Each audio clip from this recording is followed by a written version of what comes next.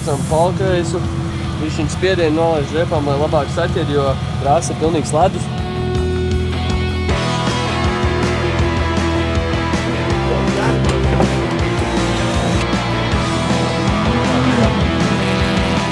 Kaut kas notika ar pārnesumiem, kad trešajā nelikās iekšā. Arnis, mans brālēns, jā.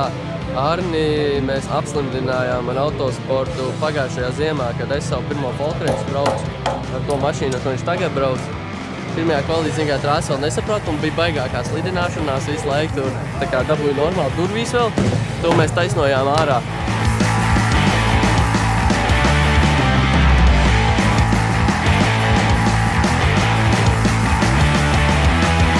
Žēl, ka netiku uz fināliem, bet ir vēl rītdiena.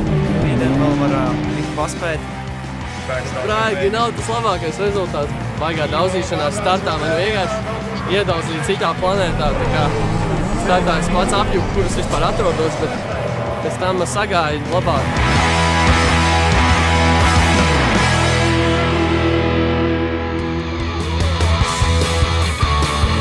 Labrīt! Diezgan ātri tāpat uzslidināsies.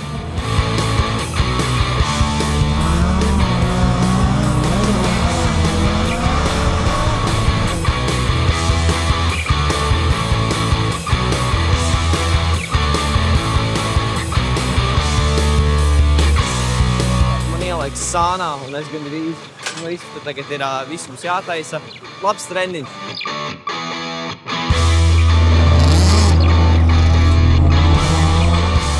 Jā, baigi izstāv vietā ārā, bet neko. Tāpat trešā vieta nav slikta.